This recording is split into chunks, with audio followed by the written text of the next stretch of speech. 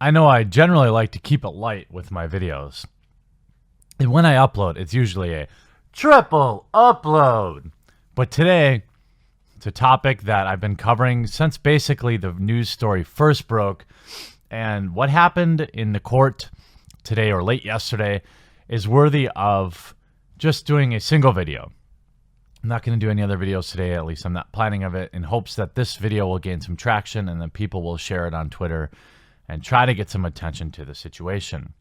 Now, yesterday, if you didn't know, a judge dismissed the order of protection that Stan Lee had against Kia Martin, whatever his name was, his former agent and accused elder abuser. The judge dismissed the case. It dismissed a restraining order that sought to permanently bar a memorabilia collector from involvement in Stan Lee's affairs, citing confusion over legitimately represented the Marvel icon. Now, if you follow the case, you know that Stan Lee doesn't have anybody right now. His wife passed away last year, and the vultures are ascending upon him. He's had armed men arrive at his house. He's had his blood stolen and sold. He's had his former business partner steal from him. Literally everybody I can see in his life from a public standpoint is abusing him or stealing from him. His daughter, there are horrible stories about her. He's got nobody. This video is an unofficial plea to the only person that I've seen speak out publicly, Kevin Smith, to hopefully line up some sort of conservatorship for Stan Lee, at least in the short term. The man is 95 years old. Why can't he enjoy the last few years of his life without having everybody around him stealing from him? Attorney Tom Lallis, that's the guy who filed it, said he appeared in court to argue for a permanent restraining order over Kia Martin, who had inserted himself into Lee's affairs. Lallis said he was confronted in court by other lawyers who also claimed to represent Lee. It was very unusual, said Lallis, who was asked by the Los Angeles Police Department detective investigating the claim of elder abuse to step in as legal guardian. It has never happened to me in 40 years. Judge Pro Tem Ruth Kleeman, citing the lack of clarity about Lee's legal representation, dismissed the request for a permanent restraining order without prejudice, meaning that it can be refiled again. However, now he's open to being abused more. Now, my hypothesis is on why perhaps two lawyers showed up is maybe, just maybe, Stan Lee needs some conservatorship. Maybe he's getting a little dim up there. The guy's 95 years old. Maybe he accidentally hired two lawyers. I don't know. But why would a judge not just take the evidence presented and then decide whether or not to continue with the restraining order rather than worry about a pissing match between two lawyers? Lallis followed a voluminous 263-page document, which I'll link in the description, in a state superior court supporting Lee's request for permanent elder abuse restraining order against Morgan and for the attorney's appointment as Lee's legal guardian. Linda Sanchez, Lee's former nurse and in-home caregiver, said she witnessed verbal abuse and financial manipulation both by Morgan as well as Lee's 68-year-old daughter, J.C. Lee, whom the father describes as a vulnerable woman who is an easy target for predators. Essentially, if you go back and watch the video I did on her, she has men in her life, I think, who are using her to get at Stan Lee's money, but she also seems like she may be, a bit of a degenerate, never having worked in her life, always living after her father. There's some horrible stories about her. Maybe they're not true. Mr. Lee has told me privately that he is giving up, and that is the saddest thing about it. After his daily harassment, and that he believes he has nothing left to live for but just to go sleep and die. Sanchez said in her testimony, as a result of everything described above, Mr. Lee falls into a very dark and depressed mood because he doesn't have the strength or will to fight it anymore. The legal documents claim Morgan took control of Lee's business affairs and personal life in February and isolated him from the people Lee was closest to and trusted the most. His executive assistant of 20 years, Michael Kelly.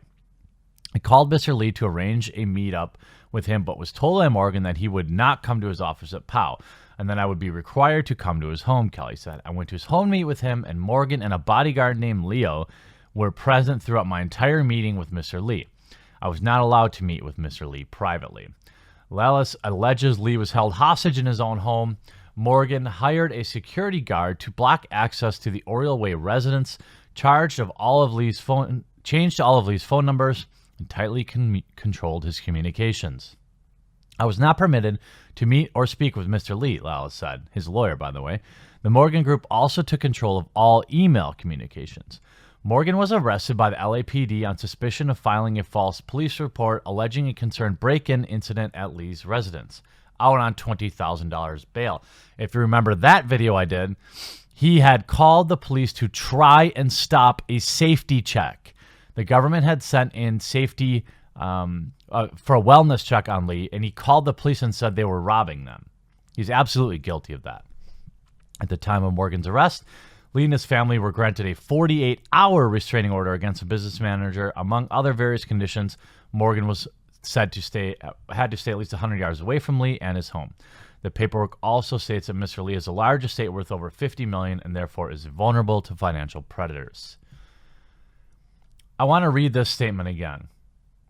Sanchez says JC screams terrible his daughter, abusive things at her father, and blames him for her problems. The nurse also said that although she had not witnessed direct physical abuse, I've noted numerous bruises to the right side of Mr. Lee's body, which were unexplained. He's told me privately that he's giving up after his daily harassment and he believes he has nothing left to live for.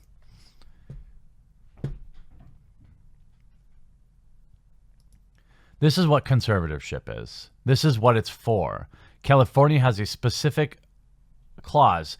LPS conservatorships can begin with a temporary 30-day conservatorship, and if the conservatee remains gravely disabled, the conservator is reappointed for a year. The LPS conservatorship can be renewed annually or terminated if no longer needed.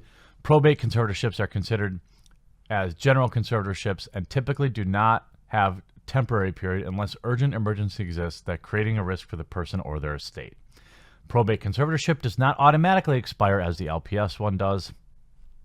In short, it's a legal concept. A guardian or a protector is appointed to judge and manage the financial affairs and or daily life of another due to physical, mental problems, or old age. A person under conservatorship is a conservatee, a term that can refer to an adult. A person under guardianship is a ward or can refer to a minor child.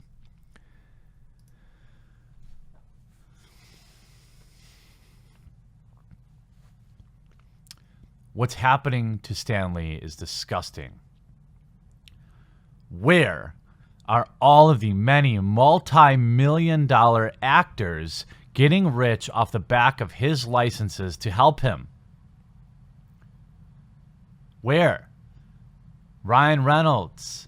I don't want to call anyone out in particular.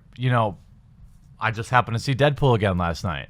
We're talking about the Avengers series. We're talking about Ant-Man and Wasp. We're talking about Thor.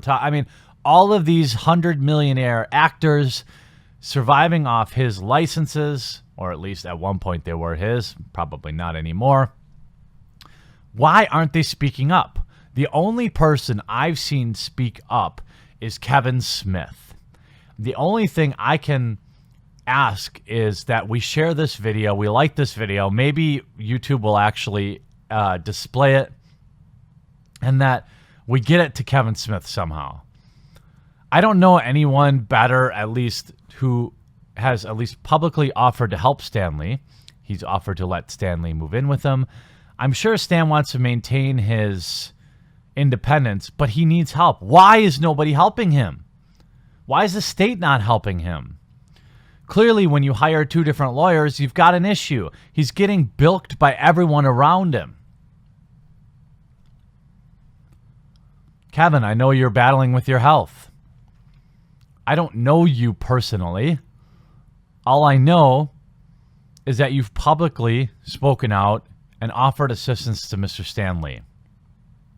This is a fan of Stan Lee, and probably all the people that will tweet this video out to you, asking you to take up the charge. You don't have to take conservatorship for him, but could you somebody help Stan Lee? Somebody get the state to step in. Somebody that can be trusted to make this guy's final twilight years not a complete hell. When I read that one of the men that I've always looked up to, in fact, he's honestly the highlight of most Marvel films. I have fun looking for him in them. The man is full of light. He loves his fans, and now he is ready to give up.